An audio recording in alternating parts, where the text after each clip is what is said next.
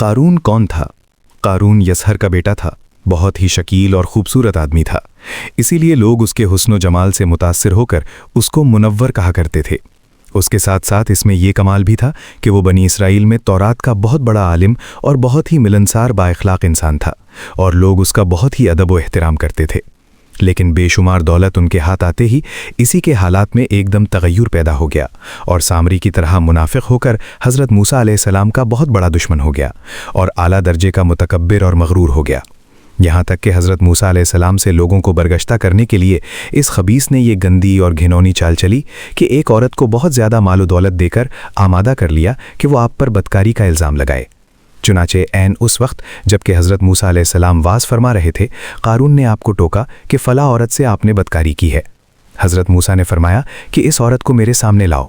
چنانچہ وہ عورت بلائی گئی تو حضرت موسیٰ نے فرمایا کہ اے عورت، اس اللہ کی قسم جس نے بنی اسرائیل کے لیے دریا کو پھاڑ دیا اور عافیت و سلامتی کے ساتھ دریا کے پار کرا کر فرعون سے نجات دی، سچ سچ کہہ دے کہ واقعہ کیا ہے۔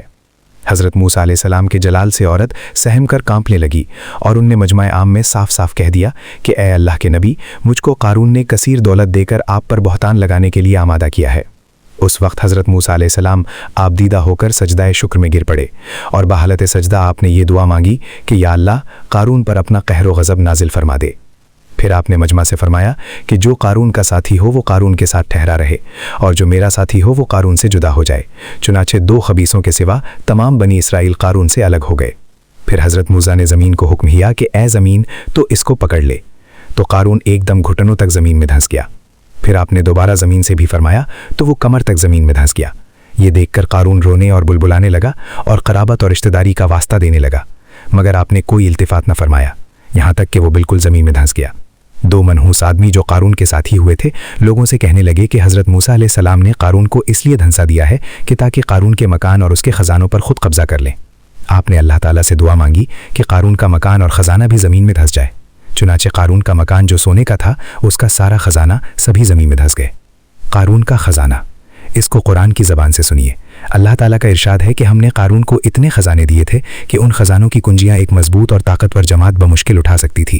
قرآن میں ہے ترجمہ: بے شک قارون حضرت موسیٰ علیہ السلام کی قوم میں سے تھا، پھر اس نے ان پر ظلم کیا، اور ہم نے اس کو اتنے خزانے دیے تھے جن کی کنجیاں ایک طاقتور جماعت پر بھاری تھیں۔ حضرت موسیٰ علیہ السلام کی نصیحت۔ حضرت موسیٰ علیہ السلام نے قارون کو جو نصیحت فرمائی وہ یہ ہے جس کو قرآن مجید میں بیان فرمایا ہے۔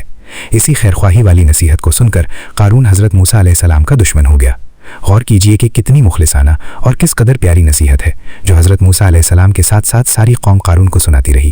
ترجمہ: جب قارون سے اس کی قوم نے کہا کہ اترا کر مت چل، بے شک اللہ اترانے والوں کو پسند نہیں فرماتا، اور جو مال اللہ نے تجھے دیا ہے اس سے آخرت کا گھر طلب کر، اور دنیا میں اپنا حصہ نہ بھول، اور احسان کر جیسا کہ اللہ نے تجھ پر احسان فرمایا ہے، اور زمین میں فساد مت تلاش کر۔ قارون نے اپنے مال کے گھمنڈ میں اس مخلصانہ نصیحت کو ٹھکرا دیا، اور خوب بن صبر کر تکبر غرور سے اتراتا ہوا قوم کے سامنے آیا، اور حضرت موسیٰ کی بدگوئی اور ایذا رسانی کرنے لگا۔ اس کا نتیجہ کیا ہوا، اس کو قرآن کی زبان سے سنیے، اور خدا اس کا ہرانہ گرفت بے خوف الہی سے تھراتے رہے۔ اللہ اکبر! قارون زمین میں دھنس گیا تو ہم نے اس کو اور اس کے گھر کو زمین میں دھنسا دیا، تو اس کے پاس کوئی جماعت نہ تھی اللہ کے عذاب سے بچانے میں اس کی مدد کرتی، اور وہ